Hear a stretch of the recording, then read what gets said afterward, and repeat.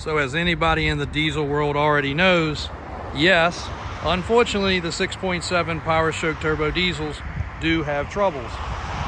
You will see us driving them quite often, and mainly because of the fact that we employ 3 Ford technicians, 2 that do work, I guess you'd call them after hours, on the side, and 1 that works for us that has been a Ford technician for 40 years, retired, and now works for us.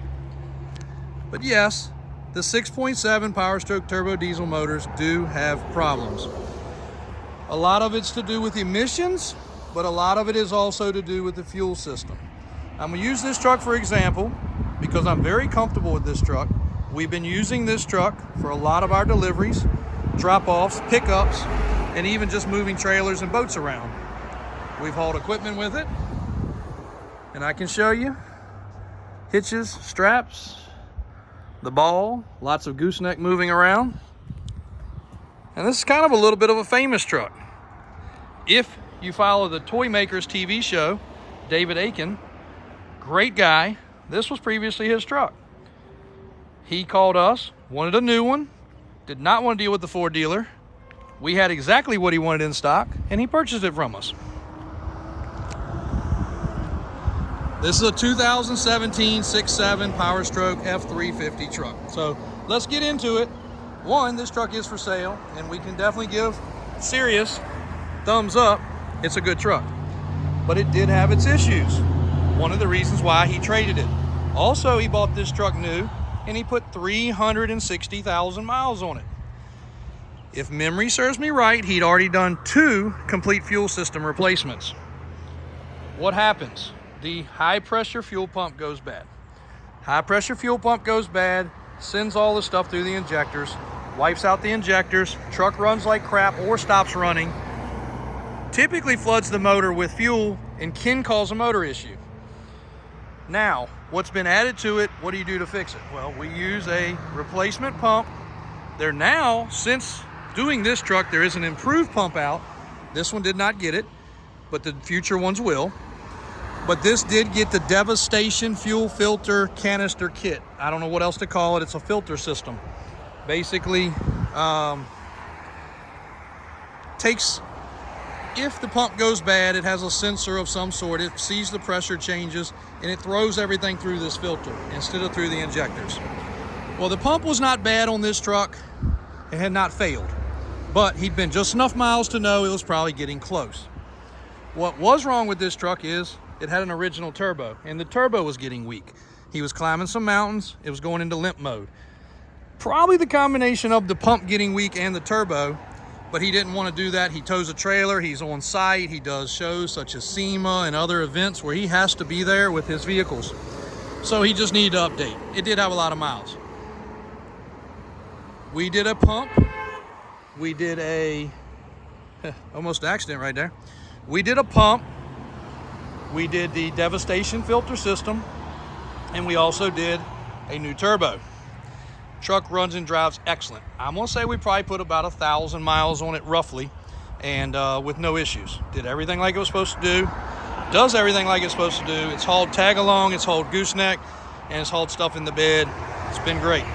Now this is kind of a basic truck that he upgraded. It's got nicer headlights. It's got 22.5s. A lot of people ask about the tires and wheels. That's a tractor trailer setup of tires and wheels. It's got the big balance system, replacement tires that are fairly new. And I think this truck is only leveled to clear this tire and wheel. Still has a little bit of a 1-inch stance higher in the back, basically to keep it proper for towing, so it's not sagging. And the tires are very heavy ply, so they're safe for towing a lot of weight. The inside is a vinyl interior, 6-passenger seating. I'm gonna fire it up. It does have an aftermarket stereo.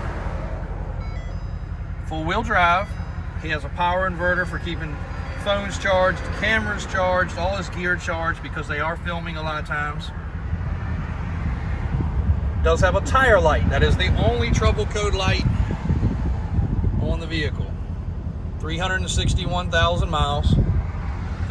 As usual, low on fuel. Again, aftermarket stereo, I think I said that. Back seat's in great shape. It does have a piece of a boat back here. But excellent, very clean truck, big floor mats. He spent a lot of time on the road, so a lot of wear and tear that it should have had, it doesn't. Even the edge of the seat's in great shape. 80,000 mile trucks look worse than this. They could use a little freshening to the padding, but it is darn good. Phone charger included. Runs great. Windows work, locks work, power mirrors work. And again, even though this is an XL truck, it's color matched with some things, upgraded headlights, and looks incredible. So yes, the 6.7 trucks, they do have problems. But if maintained properly, taken care of properly, they're actually not bad. But you do have to stay on top of them. You cannot help that the pump fails. It doesn't matter how much you change your oil or how much you do fuel treatment. I don't know of anyone that's made it to the 300,000 mile mark without a pump. You guys may have. If so, drop it in the comments. We'd love to hear about it. We're not knocking Ford, one of our best selling trucks.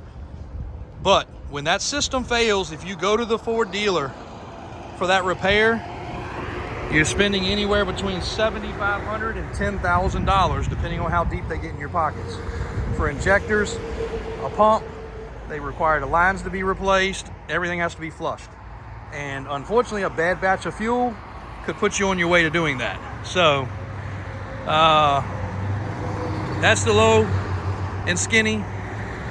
I don't make money off selling devastation kits, but if you do want to order one, Davis Off-Road can sell you one. They carry a line of them, and of course they're also available online. Make sure you get a good one. We've ordered some of the Amazon and eBay ones. They are not good. You do want to get a good brand name one, and again, we're not a proponent of any of those particular companies, but you can get them. It doesn't have anything to do with your emissions. As far as I know, it should be 50 state legal, because all it is adding an extra fuel filter. So good stuff to do.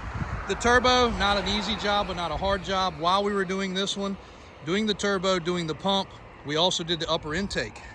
We have noticed on a few of them that the upper intake starts to have a melting area. Not really sure why, but we did have one that it actually created a vacuum problem. Set off some really weird codes that we didn't know about,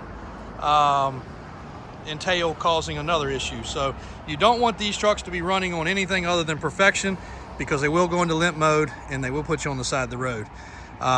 He was able to get back. He was able to still drive it for a couple of weeks while we were working the deal out in logistics, and he drove the truck here to trade it in. It still operated, but it did not do a good job pulling a heavy trailer at that point. So 360,000 mile truck that, yes, it is for sale, and I would stand behind it, because we are very comfortable after our technicians have done their job that everything is ready to rock. So thank you guys. If you've got any questions on this one or any of our vehicles, Davis Auto Sales, 804-271-0030. There's the website also. Reach out with any questions you may have.